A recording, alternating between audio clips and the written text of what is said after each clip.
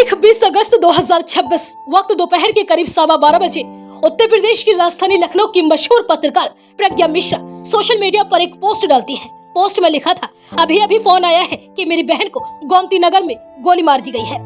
इस एक पोस्ट ने लखनऊ से लेकर दिल्ली तक हड़कंप मचा दिया।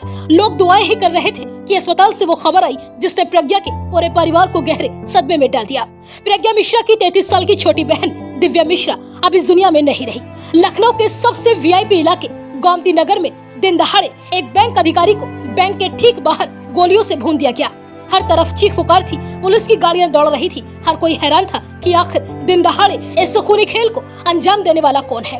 पुलिस तफ्तीश शुरू करती है, सीसीटीवी फुटेज खंगाले जाते हैं और तभी इस हत्याकांड को लेकर एक ऐसा चौंकाने वाला सच सामने आता है जो सबको सन्न कर देता है।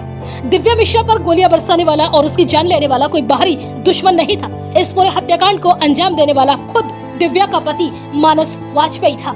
साल 2017 में मानस और दिव्या की लव मैरिज हुई थी। दिव्या को मानस पर इस कदर भरोसा और प्यार था कि उसने अपने हाथ पर मानस के नाम का एक टैटू भी गुदवा रखा था। वो टैटू जो उनके प्यार की निशानी था। लेकिन किसे पता था कि स्टेट बैंक ऑफ इंडिया में काम करने वाला ये सीधा साधा पति अंदर से एक साइको यानी बेहद सनकी इंसान है। साल दर साल ये प्यार नफरत में इस कदर बदला कि मानस ने अंत में अपना पूरा परिवार खत्म कर दिया। अब इस खूनी खेल की असली वजह एक एक करके सामने आने लगी है। दरअसल विवाद की शुरुआत शादी की पहली ही रात से शुरू हो चुकी थी, जब मानस ने दिव्या के सामने घर के खर्चों की एक लंबी चौड़ी लिस्ट रख दी। उस सनकी की शर्त थी कि घर का आधा खर्च दिव्या को उठाना होगा। शादी के शुरुआती दिनों में सब कुछ ठीक रहा, लेकिन धीरे धीरे मानस का साइकोपिना दिव्या के सामने आने लगा। छोटी छोटी बातों को लेकर विवाद होने लगा। धीरे धीरे दोनों के बीच में दूरी बढ़ती गई और दोनों अलग रहने लगे। साल 2018 में मानस की मां को कैंसर हुआ तो दिव्या दोबारा उसके साथ घर आकर रहने लगी। इस दौरान मानस की मानसिक रूप से बीमार बहन शिवा को साथ रखने को लेकर पति पत्नी के बीच में विवाद हुआ। 2019 में मानस की मां की मौत के बाद दिव्या फिर से अलग हो गई। कुछ समय बाद दोनों के बीच में बातचीत हुई और वो दोबारा साथ रहने लगे। लेकिन साल 2025 में बहन को लेकर दोनों के बीच में फिर से विवाद बढ़ गया। दिव्या का साफ कहना था कि वो मानस की बीमार बहन शिवा के साथ नहीं रह सकती, जबकि मानस इस बात के लिए तैयार नहीं था। इसके बाद नवंबर 2025 में दिव्या ने पूरी तरह से अपना घर छोड़ दिया। मानस ने रिश्ता बचाने की कोशिश की, कई बार दिव्या से बातचीत की गई लेकिन बात नहीं बनी। इसके बाद मामला लखनऊ फैमिली कोर्ट पहुंच गया। जनवरी 2026 में दिव्या ने फैमिली कोर्ट में मुकदमा दायर किया और तलाक की पूरी प्रक्रिया शुरू हो गई। इस कानूनी लड़ाई के दौरान दिव्या ने मानस से 1.5 करोड़ रुपए की गुजारा भत्ता यानी एलिमनी की मांग की। इसके बाद आती है वो तारीख जिसने इस कत्ल की पटकथा लिखी। 18 अगस्त को फैमिली कोर्ट में तलाक मामले में सुनवाई थी और इस दौरान मानस और दिव्या के बीच में एलिमनी को लेकर भारी विवाद हुआ। पुलिस सूत्रों के मुताबिक इसके बाद मानस इतना ज्यादा परेशान और आक्रोशित हो गया कि उसने पत्नी और बहन की हत्या करके अपनी कहानी भी खत्म करने की खौफनाक प्लानिंग कर डाली। उसने तुरंत 2 दिन के भीतर 3 असलाहों का इंतजाम किया।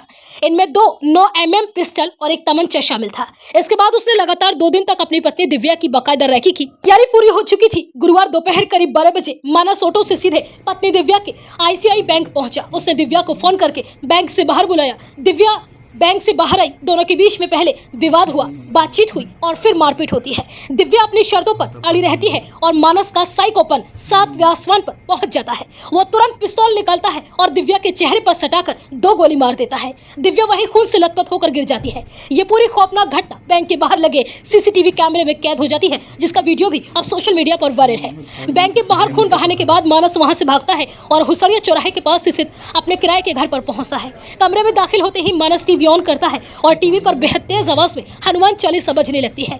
इसके बाद हनुमान चालीसा की तेज आवाज के बीच वो अपनी मानसिक रूप से बीमार बहन शिवा को गोली मार देता है, क्योंकि उसके साइको दिमाग को लगता है कि उसके जाने के बाद उसकी बहन का ख्याल रखने वाला कोई नहीं बचेगा और उससे हजारों सवाल पूछे जाएंगे। इसलिए वो अपनी बहन को भी इस दुनिया से खत्म करने का फैसला कर लेता है।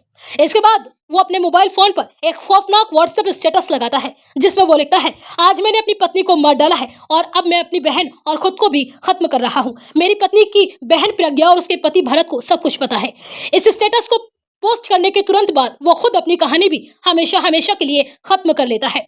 महज आधे घंटे के भीतर एक साइको की सनक ने 3 जिंदगियों का खेल हमेशा के लिए खत्म कर दिया। पुलिस ने मौके से 3 लोडेड असलहा बरामद कर लिए हैं और अब जांच इस बात की हो रही है कि आखिर मानस ने ये अवैध हथियार कहां से और किससे खरीदे थे। वहीं दूसरी तरफ पत्रकार प्रज्ञा मिश्रा ने खुद सामने आकर इस पूरे मामले पर अपने सबसे बड़ा बयान दिया है। प्रज्ञा ने कातिल के आरोपों को सिरे से खारिज करते हुए कहा कि मानस एक नंबर का साइको किलर था। उसकी बहन को परेशान करता था, सालों तक वो रिश्ता बचाना चाहती थी, लेकिन मानस का साइकोपना खत्म नहीं हो रहा था। दिव्या को वो सालों से लगातार प्रताड़ित करता आ रहा था। प्रज्ञा ने भारी मन से लिखा कि आज वो अपनी बूढ़ी माँ के सामने ये कहने की हिम्मत नहीं कर पा रही कि उनकी लाडली दिव्या अब इस दुनिया में नहीं रही। प्यार से शुरू हुई एक लव मैरिज की दास्तान का पैसों के विवाद में और सनक के कारण ऐसा खौफनाक अंत होगा, ऐसा किसी ने सपने में भी नहीं सोचा था। फिलहाल इस पूरे हत्याकांड की हर एक कूटनीति और खूनी साजिश की परत को खोलने में पुलिस जुट गई है। इस समय मानस और दिव्या के मोबाइल फोन की कॉल डिटेल्स यानी सीडीआर और व्हाट्सएप चैट को खंगाला जा रहा है ताकि सनसनीखेज वारदात की आखिरी कड़ी तक पहुंचा जा सके।